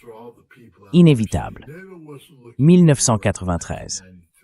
Alors, tous ceux qui disent que l'OTAN ne cherchait pas la guerre, en 1993, l'OTAN cherchait la guerre. Mais il précisait que ce ne serait pas une guerre que l'OTAN mènerait directement contre la Russie, parce que les sociétés européennes de l'OTAN ne supporteraient pas de voir revenir les cercueils. L'OTAN devrait donc trouver une source de main-d'œuvre en Europe de l'Est et lui fournir la technologie et les armes. Eh bien, c'est exactement ce qui se passe aujourd'hui. L'Ukraine est cette source de main-d'œuvre d'Europe de l'Est. Et l'OTAN lui fournit la technologie, les armes et le financement.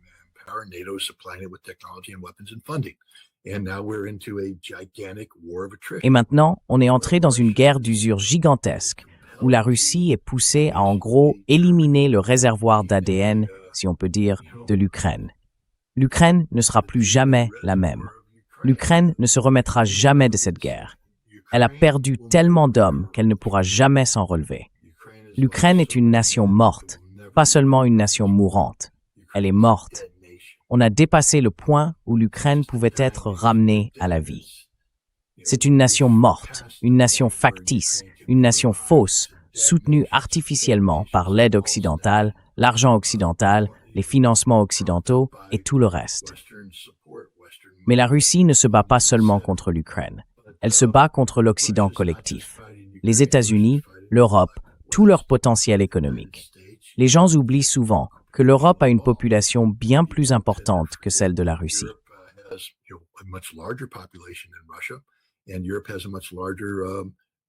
Et pourtant, l'Europe a un produit intérieur brut bien plus important. Mais la Russie se bat depuis une position inférieure. Elle est en train de gagner. Les gens ne s'attardent jamais là-dessus. La Russie dépasse aujourd'hui le potentiel industriel de défense de l'Occident collectif, y compris celui des États-Unis.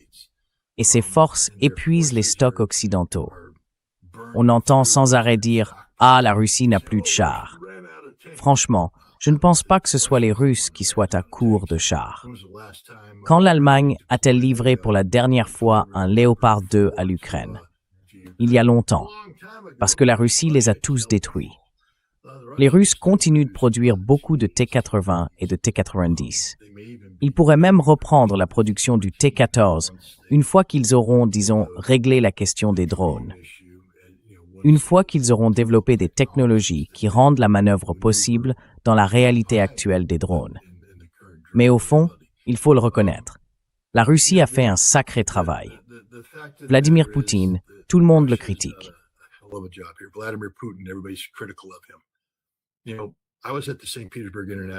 Vous savez, j'étais au Forum économique international de Saint-Pétersbourg. J'avais une super place, 2e rang de la séance plénière. J'ai même pu voir la goutte de sueur sur le front de Vladimir Poutine. Enfin, je plaisante, il ne transpirait pas. Mais le fait est que, dans le discours qu'il a prononcé, il n'a absolument pas mentionné la guerre. Et pourtant, c'était juste après Starobelsk, 21 étudiants assassinés. C'était aussi après une attaque de drones ukrainiens, le jour même de l'ouverture du forum. On pouvait s'attendre à ce que ce sujet domine tout. Tout le monde le pensait. Moi aussi. Je m'attendais à le voir arriver, furieux, prêt à tout. C'était, disons, le moment de frapper fort. Mais non. Il a dit, non, ma priorité, c'est l'économie. Ma priorité, c'est la Russie. Ma priorité, c'est la croissance, le développement et le bien-être de tous les Russes.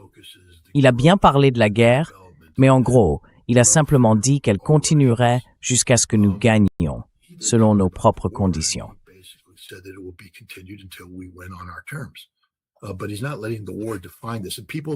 Mais il ne laisse pas la guerre définir tout ça. Et les gens ont tendance à l'oublier parce qu'il y a des personnes en ce moment même, enfin tu vois mon préféré Danny Haiphong, qui disent en gros que Vladimir Poutine est sous pression, que l'armée est prête à se révolter et tout ça. Mais Poutine, sous pression? Sérieusement? Son taux d'approbation est passé de 81 à 78. Les politiciens occidentaux tueraient pour avoir 78% d'opinion favorable. Tueraient. Cet homme n'est absolument pas menacé politiquement à l'intérieur de la Russie. Est-ce qu'il y a des gens mécontents? Bien sûr, il y en aura toujours.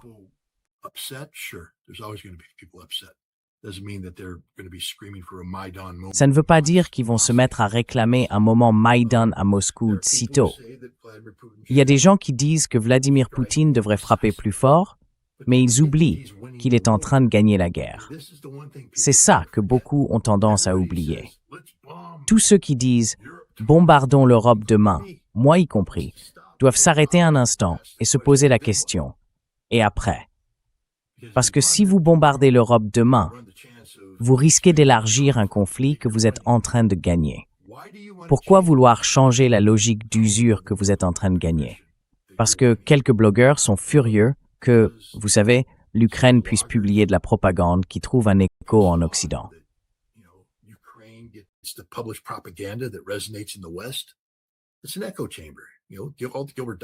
C'est une chambre d'écho. Vous savez, tout ce que font les docteurs Gilbert, c'est répéter la propagande occidentale, la renvoyer et lui redonner vie. Mais la réalité, c'est que Vladimir Poutine, comme vous l'avez vu, est-ce que ça a un effet? Oui. Mais la Russie va s'adapter, la Russie va s'ajuster. Et la Russie ne va pas arrêter ce qu'elle fait, c'est-à-dire gagner cette guerre. À un moment donné, cette ceinture urbaine que vous avez montrée, Sloviansk et Kramatorsk, va tomber. Et quand elle tombera, ce sera la fin du Donbass. La Russie l'occupera. Quand le Donbass cédera, l'armée ukrainienne cédera aussi, et on assistera à un effet en cascade, un effondrement général. Et voilà. Alors Scott, quand est-ce que ça va arriver? Je sais pas. L'autre idée fausse qu'on entend souvent, c'est que les Russes auraient fixé des échéances. Vladimir Poutine a manqué 15 délais qu'il s'était lui-même imposés. En réalité, il n'y a jamais eu de calendrier. Je mets quiconque au défi de me trouver une seule déclaration du gouvernement russe disant que l'armée doit accomplir telle action avant telle date. Ça n'existe pas. Les Russes ne regardent pas le calendrier. Ils regardent les objectifs. Atteindre tel objectif, puis tel autre. C'est ça qui guide cette guerre. Et ça rend les gens en Occident fous, parce qu'en Occident, on veut que les choses avancent selon un calendrier. Et si ça ne se passe pas comme prévu, on en déduit aussitôt victoire ou défaite. Mesdames et messieurs, la Russie ne fonctionne pas selon le calendrier occidental.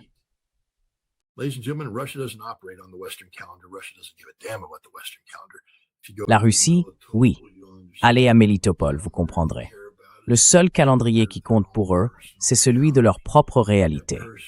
Leur réalité, c'est de se lever le matin, de faire ce qu'il faut pour survivre et d'espérer tenir jusqu'au soir. Puis on se couche, on se réveille le lendemain et on recommence. Jour après jour, encore et encore, jusqu'à la fin de la guerre. Et si la guerre ne se termine pas comme on le voudrait, alors elle continue. C'est ça que beaucoup de gens ne comprennent pas. Ils ne vont tout simplement pas abandonner. Si vous pensez que la Russie va abandonner, c'est que vous n'êtes jamais allé en Russie et que vous ne connaissez pas les Russes. Gilbert Doctorow, lui, est allé en Russie, mais il parle aux mauvaises personnes.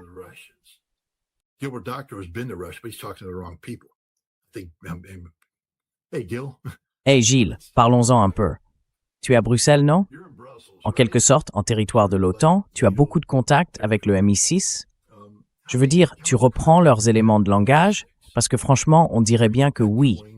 On dirait vraiment que tu suis le scénario écrit par le MI6, la Moscow House de la station de Londres. Et je pense que c'est exactement ce que fait Gilbert Doctorow, qu'il s'en rende compte ou pas. C'est une certitude à 100%. Gilbert Doctorow est utilisé par les services de renseignement occidentaux pour diffuser cette propagande absurde selon laquelle la Russie est en train de perdre, que Poutine est sous pression et que l'armée serait sur le point d'abandonner. Gilles va donc faire un tour dans le Donbass et revient me dire que la Russie est sur le point de lâcher. Parce que la Russie, elle, n'abandonne pas.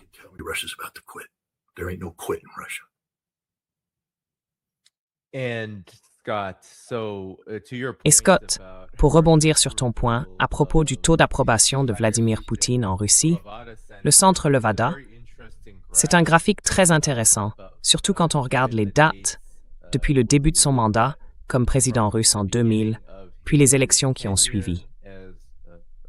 On voit pas mal de variations.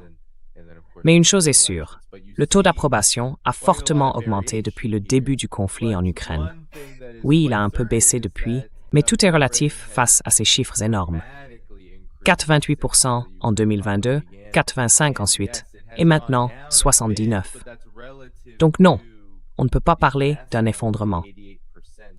2025, 80% all through, and then now 79%. So not 79, it's a collapse. I know, yeah. Je sais, oui. Ce graphique n'indique pas un effondrement. En fait, il a l'air très bon pour Poutine. I remember Good when for Putin. Yeah. I was in Moscow and walking around. J'étais à Moscou, je me promenais, et sur les chats Telegram, tout le monde disait « Moscou brûle ». Enfin, c'était la panique totale. Moi, j'étais dans la rue Arbat. Franchement, il n'y avait aucune panique. La rue était pleine de gens qui vivaient leur vie, tranquillement. Pas de panique, pas de gens qui courent, juste des gens qui continuent à vivre. Et c'est ça la réalité. Comme toujours, les gens finissent par se lasser. Prétendre que la guerre n'a aucun impact sur l'économie russe, c'est absurde. Bien sûr qu'elle a un impact. Et faire semblant qu'après plus de 4 ans de guerre, les gens ne sont pas fatigués, c'est tout aussi absurde. Bien sûr qu'ils en ont marre. Si je vais dans un café et que je parle avec eux, ils me diront qu'ils sont fatigués de cette guerre.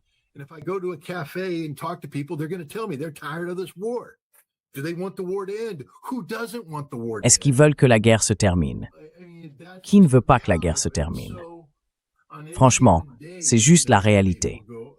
Et donc, n'importe quel jour, on peut voir des gens dire « Ah, vous savez, Vladimir Poutine ne fait pas du bon travail. » Et hop, une petite hausse du taux de désapprobation de Vladimir Poutine. Ou alors, je sais pas, j'ai regardé Ksenia Sobchak l'autre soir et j'ai décidé que j'étais contre Vladimir Poutine. Ah mince, ça redescend à 79%. Mais Ksenia Sobchak, j'ai fait une interview de 3 heures avec elle qu'elle n'a toujours pas diffusée. Ksenia, qu'est-ce qui se passe? Appelle-moi si tu as un problème, on peut régler ça. Je pense qu'elle a essayé de me piéger, mais ça n'a pas marché. C'est quelqu'un qui a clairement adopté le discours anti-Poutine. Elle ne soutient pas, vous voyez, cette guerre.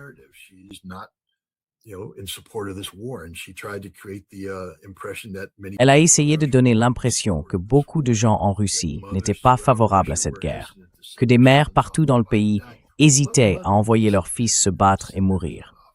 Mais enfin, quelle mère n'hésiterait pas à envoyer son fils se battre et mourir?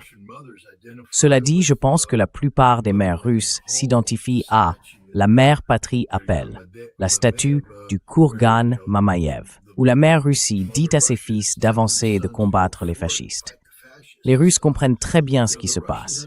Ils savent ce qui est en jeu. Et les Russes défendront la Russie.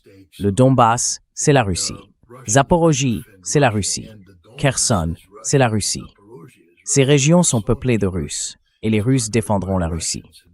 Il reste juste une poignée de gens qui croient encore à l'époque où l'Occident représentait pour eux la cité brillante sur la colline, celle à laquelle les Russes pouvaient aspirer à ressembler.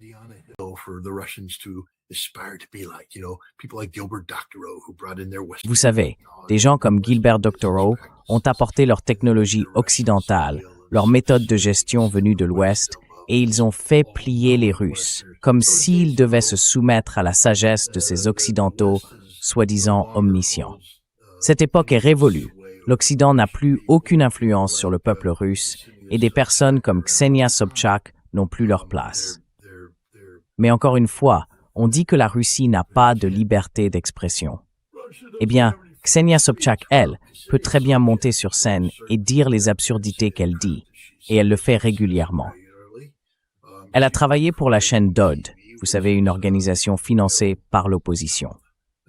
Il y a aujourd'hui beaucoup de voix dissidentes en Russie. C'est d'ailleurs une des raisons pour lesquelles des gens comme Gilbert Doctorow trouvent un écho ici en Occident, parce qu'ils résonnent dans certains cercles.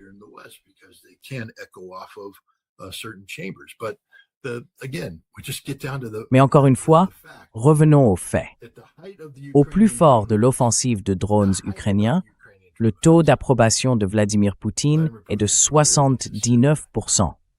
Vous savez, quel était le taux d'approbation de George H.W. Bush après avoir remporté la guerre du Golfe? C'était proche de 79%. Ce que je veux dire, c'est que franchement, les gens ne savent absolument pas de quoi ils parlent. Vraiment, ils en ont aucune idée. Et vous ne le saurez pas tant que vous n'irez pas en Russie. Allez-y. Ce n'est pas illégal. Prenez un passeport. Bon sang. Allez au consulat. Payez $180. Ils vous donneront un visa et partez. L'État policier ne va pas vous attraper à l'aéroport. Un chauffeur de taxi essaiera de vous emmener à Moscou pour du liquide. Vous ne pouvez pas encore utiliser de carte de crédit. Mais c'est abordable. Les gens sont sympas. Et oh, on vous dit que vous ne pouvez pas quitter Moscou ou Saint-Pétersbourg. Bien sûr que si. Voyagez.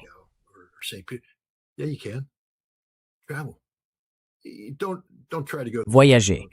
N'essayez pas d'aller vers l'opération militaire spéciale sans autorisation. On vous arrêtera tout de suite. C'est une zone de guerre, après tout. Mais vous savez, vous pouvez aller à Volgograd, vous pouvez aller à Kazan, aller en Tchétchénie. Tenez, allez à Grozny, il y a un super restaurant là-bas. Montez au 3e étage, leur soupe au poulet est excellente. Franchement, c'est du bon. La Russie est un grand pays et il faut la voir pour y croire. Mais arrêtez d'écouter les détracteurs. Arrêtez d'écouter les propagandistes. Stop. Vladimir Poutine a eu raison de le dire. C'est difficile en ce moment. Mais ça ne veut pas dire que c'est fini.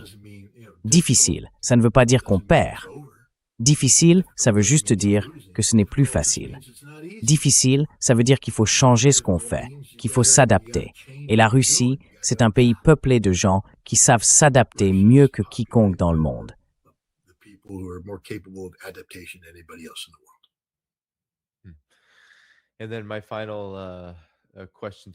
Et ma dernière question pour toi, Scott, concerne le sommet de l'OTAN. Il aura lieu la semaine prochaine. Et tu sais, la Russie ne frappe plus Kiev aussi durement qu'elle l'a fait ces dernières semaines ou ces derniers mois.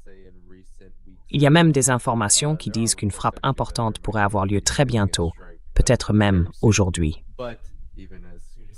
Mais penses-tu que la Russie va chercher à faire passer un message? Parce que tu sais, Poutine a bien fait comprendre qu'il est parfaitement conscient du soutien européen et de l'OTAN aux attaques de drones ukrainiens contre des civils russes. Est-ce que tu crois que la Russie profitera de ce sommet pour montrer qu'elle peut frapper très fort et peut-être coordonner ses frappes les plus lourdes sur l'Ukraine avec ce sommet?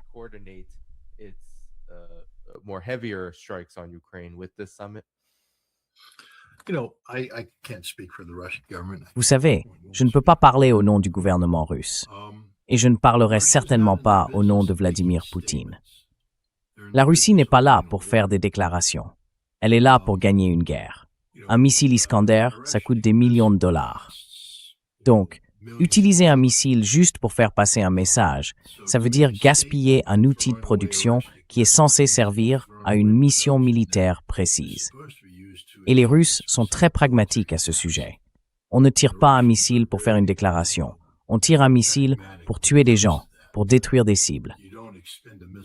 Alors quand la Russie frappe, c'est parce que les renseignements indiquent qu'il y a une cible qui vaut la peine d'être visée. Information suggests that there's a target worthy of the strike. The other thing is that Vladimir Putin has been assiduous. L'autre chose, c'est que Vladimir Poutine a été très attentif à éviter toute escalade inutile. Il est en train de gagner. Ce que veut l'Occident, ce que veut l'Ukraine, c'est une escalade. Ils essayent de le provoquer. Lui, il évite les provocations, justement parce qu'il est en train de gagner. Pourquoi changer un système dans lequel on est en train de l'emporter? Pourquoi créer une situation où ce système pourrait évoluer vers quelque chose dans lequel on ne gagnerait plus?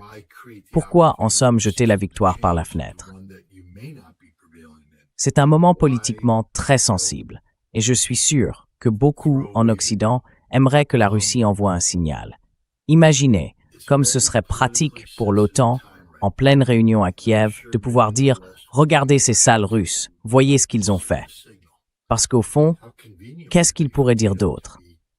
Il n'allait quand même pas admettre que la victoire de la Russie est inévitable.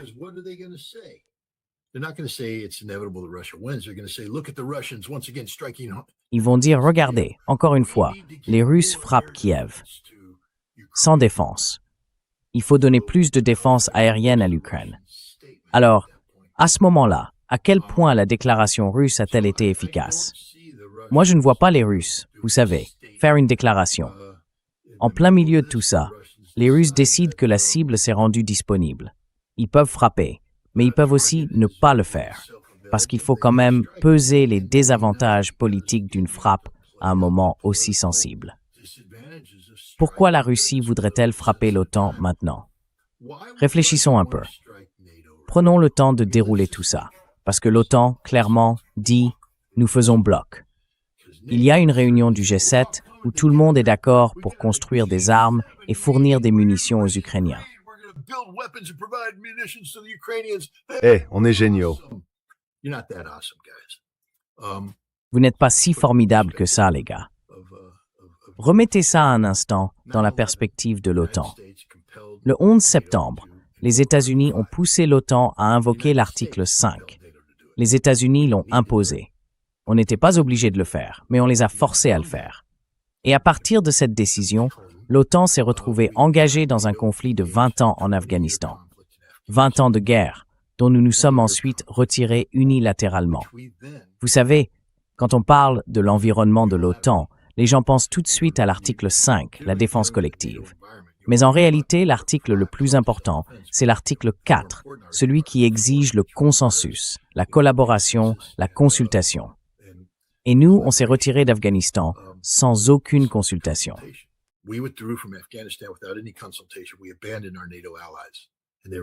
Nous avons abandonné nos alliés de l'OTAN et ils ont dû partir par leurs propres moyens.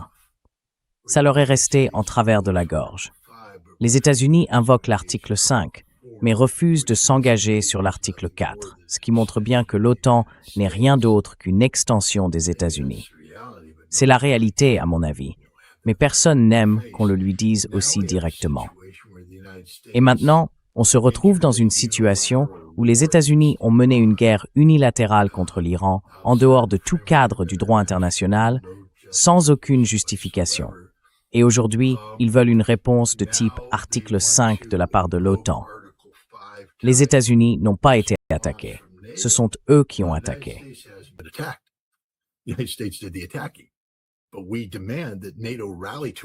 Mais on exige que l'OTAN se rallie à notre cause comme s'il s'agissait de l'article 5. Sauf qu'on fait tout ça sans aucune consultation. L'OTAN n'a jamais été informée que les États-Unis allaient attaquer. Donc forcément, l'OTAN ne le fait pas. Résultat, il y a beaucoup de ressentiment en ce moment aux États-Unis et aussi beaucoup en Europe. Vous voulez vraiment que la Russie fasse quelque chose qui rapproche ces deux camps? Ce ressentiment est bien réel. La Turquie, c'est elle qui accueille. La dernière fois que j'ai vérifié, il y a quelques années à peine, la Turquie envoyait une cargaison d'armes vers la Libye quand une frégate française a tenté d'intercepter le convoi turc. Et les Turcs ont menacé de couler le navire français. Ça, c'est de la violence entre membres de l'OTAN.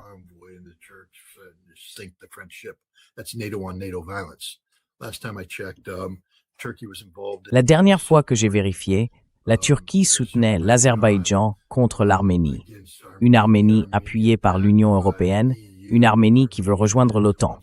Ça aussi, c'est un peu problématique. La Turquie est intervenue en Syrie, a été attaquée par la Russie, puis s'est tournée vers l'OTAN en disant « On a besoin d'aide ». Et l'OTAN a répondu « Pas cette fois, vous êtes seuls ». La Turquie a pris plusieurs mesures pour se protéger, et au final, elle s'est retrouvée sanctionnée par les États-Unis. En ce moment, Ankara parle de construire un chasseur de type F-35. Tout ce qu'ils demandent, ce sont de vieux moteurs de F-16, mais on refuse de les leur donner. Les Turcs ont le sentiment d'être traités comme des citoyens de seconde zone.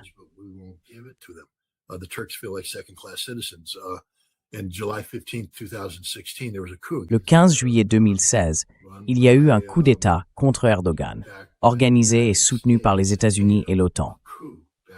Un coup d'État soutenu par les États-Unis et l'OTAN pour se débarrasser d'Erdogan. Et maintenant, c'est Erdogan qui accueille l'OTAN. Franchement, ceux qui pensent que l'OTAN va simplement débarquer à Ankara et que tout ça va se transformer en grande fête, ils n'ont aucune idée de ce qui se passe vraiment. À ce stade, le meilleur pari de Vladimir Poutine, c'est de s'asseoir, de se faire du popcorn et de regarder le spectacle, parce que ça va être un vrai chaos. L'OTAN va littéralement s'effondrer sur elle-même, et Trump va dire « Où sont vos 5%? Pourquoi vous n'êtes pas venu aider ?»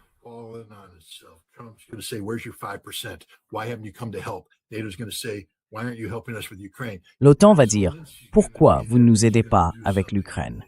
Zelensky sera là et il va faire un truc complètement idiot qui va énerver Trump. Et là, Trump fera marche arrière sur l'engagement du G7. Les Russes, eux, vont juste s'asseoir et regarder en se disant « Voilà, c'est ça, mon vieux, c'est du spectacle. » Alors, pour tous ceux qui disent que la Russie doit agir maintenant, faire une déclaration, pourquoi? Pourquoi la Russie ferait ça? Je ne dis pas qu'ils ne le feront pas, mais s'ils le font, ce sera pour une raison. Mais le meilleur message, c'est de rester là, tranquille, et de dire que l'OTAN est dysfonctionnelle, et de la regarder prouver que c'est vrai.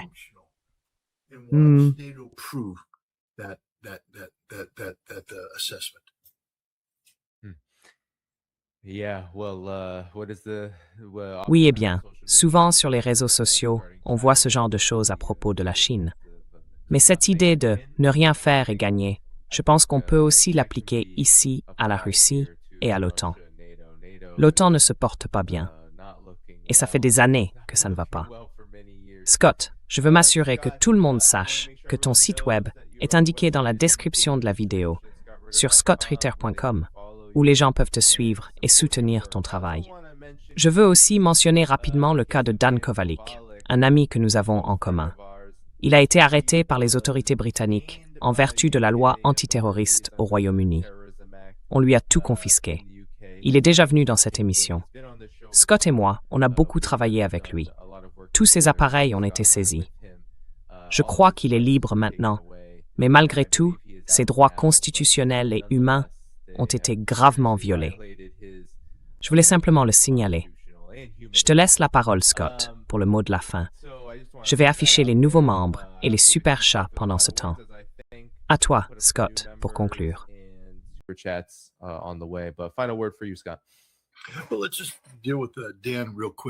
Bon, parlons rapidement de Dan. Si vous allez sur scottritter.com, vous arriverez sur ma page Substack. Là, vous verrez une section qui s'appelle Reader's Rant. En fait, c'est ma chaîne YouTube. Et j'ai fait un coup de gueule hier à propos de Dan. Le point, c'est que le Royaume-Uni aime parler d'une relation spéciale avec les États-Unis. Mais une relation spéciale repose sur des valeurs communes. Aujourd'hui, le Royaume-Uni n'a plus de valeurs communes avec les États-Unis. Donc Kovalik, lui, est avocat, un avocat international, un homme qui défend les droits humains.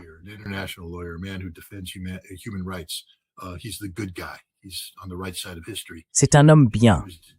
Il est du bon côté de l'histoire et il a été arrêté à cause de ce qu'il a dit. Il a dénoncé le génocide à Gaza.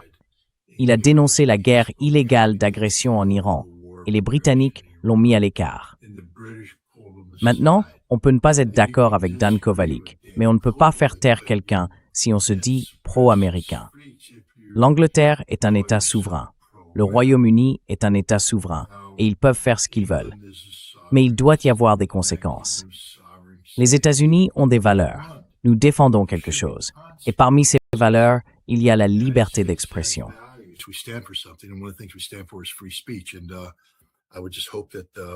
Et j'aimerais vraiment que tous les citoyens américains se rassemblent autour de la cause de Dan Kovalik et qu'ils fassent savoir au gouvernement britannique qu'il a commis une erreur, que ce genre de choses ne sera pas toléré.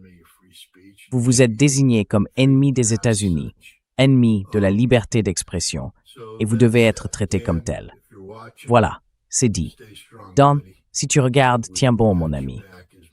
On est derrière toi autant qu'on peut l'être en ce moment, mais tu n'as pas été oublié. Et je veux aussi rappeler que je reviens tout juste d'un voyage de 3 semaines en Russie. C'était un voyage incroyable. J'en ai déjà écrit un peu et je me prépare à en écrire davantage. 2 films documentaires vont être produits à partir de cette expérience. Et franchement, tout ça n'aurait pas été possible sans votre soutien.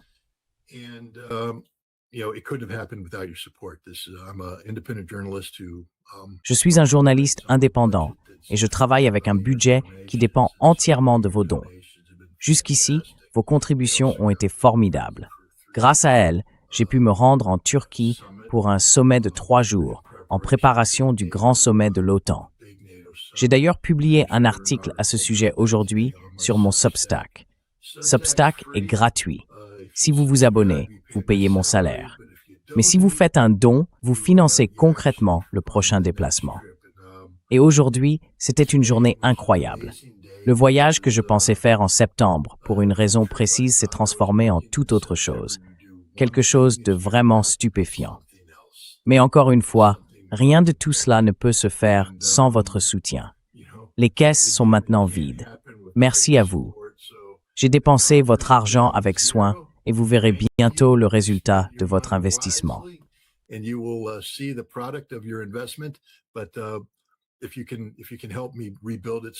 Si vous pouvez m'aider à le reconstruire pour que je puisse faire le voyage de septembre, vous ne le regretterez pas. Je suis allé sur le théâtre de l'opération militaire spéciale. J'y ai passé 10 jours, grâce à vous, grâce à votre soutien. Mais aussi parce que l'objectif, c'est de recueillir des informations. Et en septembre, j'aurai l'occasion de suivre la prochaine phase du conflit potentiel entre la Russie et l'Europe. Vous savez, qu'il y ait ou non une flambée dans les pays baltes ou une flambée dans l'Arctique. Si vous trouvez ça intéressant, allez sur la page Substack et faites un don si vous le pouvez. Mais encore une fois, je veux remercier tout le monde pour le soutien que vous m'avez apporté. Rien de tout cela n'aurait été possible sans vous.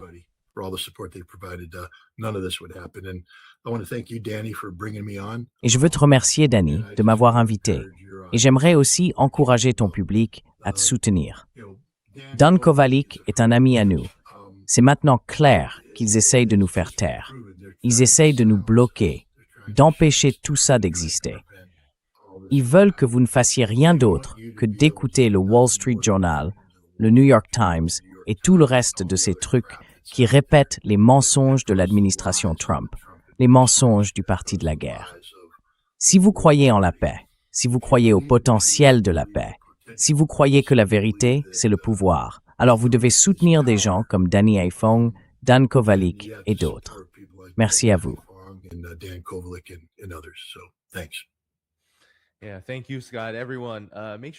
Merci Scott. Et vous tous, n'oubliez pas d'appuyer sur le bouton « J'aime » avant de partir. C'est une façon gratuite de soutenir cette chaîne et ça aide l'émission à toucher plus de monde. Alors, sans plus attendre, après l'émission, allez voir la description de la vidéo. Une fois que vous avez mis votre « J'aime », vous y trouverez le travail de Scott, ainsi que le compte X de Dan Kovalik. Et surtout, jetez un œil à ses livres. Il en a beaucoup, sur tous les sujets qu'on aborde ici. Donc vraiment, allez découvrir ce qu'il fait. Et puis dans la description, vous trouverez aussi comment soutenir cette chaîne. Demain, je serai de retour à 14h, heure de la côte Est. Je vous dirai très bientôt qui sera avec moi. Le 2 juillet, à 14h, heure de l'Est. Très bien tout le monde, à bientôt. On s'en va ensemble. Salut! All right, everybody. See you then. We're out of here together. Bye-bye.